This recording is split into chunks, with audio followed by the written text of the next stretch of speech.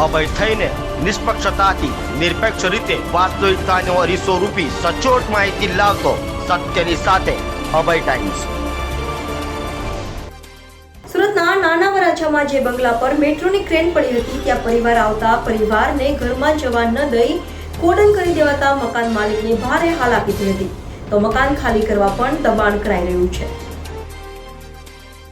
સુરતમાં મેટ્રોની કામગીરી દરમિયાન બેદરકારીના વારંવાર કિસ્સાઓ સામે આવે છે, ત્યારે નાના વરાછા યમુનાનગરના AB13 નંબરના મકાન પર ક્રેન પડી હતી।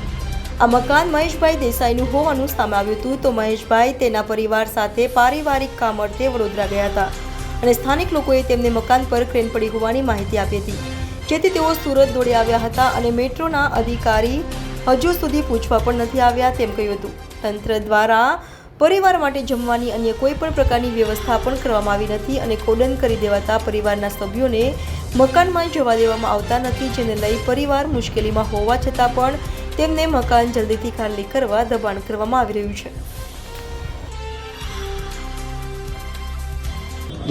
મહેશભાઈ, શું ઘટના બની હતી, શું માંગ છે તમારી? અમે કાલે બરોડા હતા, પછી ડાકોર ગયેલા હતા, ત્યાં અમને સમાચાર મળ્યા કે આ લોકો ક્રેનમાં કંઈ અમારા મકાન ઉપર ક્રેન પડીને મકાન આખું તૂટી ગયું, ડેમેજ થઈ ગયું અને ફાયર બ્રિગેડવાળાએ ઉપર જઈને જોયું તો સ્લેપો વળી ગયેલા છે। આ રીતની ઘટના બની અને ભગવાનનો પાડ કે અમારા ઘરના સભ્યો અમારી જોડે ગાડીમાં હોવાથી કોઈ મોટી ઈજા જાનહાનિ ન થાય। હવે તમારી શું માંગ છે? આમાં જવાબદાર દરેક વ્યક્તિ, મેટ્રો કે કોન્ટ્રાક્ટર, જે કોઈ એન્જિનિયર, એની વિરુદ્ધ ગુનો દાખલ થાય અને કાયદેસરની કાર્યવાહી થાય, ન્યાયિક પ્રક્રિયા પ્રમાણે જે આનો રસ્તો થવો જોઈએ એ થવો જોઈએ। મેટ્રોવાળાએ તમને કોઈ સંપર્ક કર્યો છે ખરી? ના, કોઈ મળવા।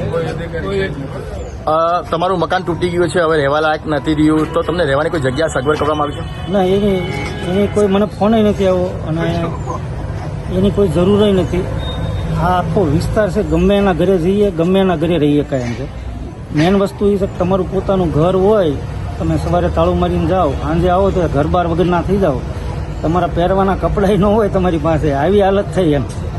પણ આપણે કોઈની એવી સહાય નથી જોતી, આપણે જે કાયદેસર કરવું પડે એ ગુનો દાખલ કરીને કાર્યવાહી કરવાની।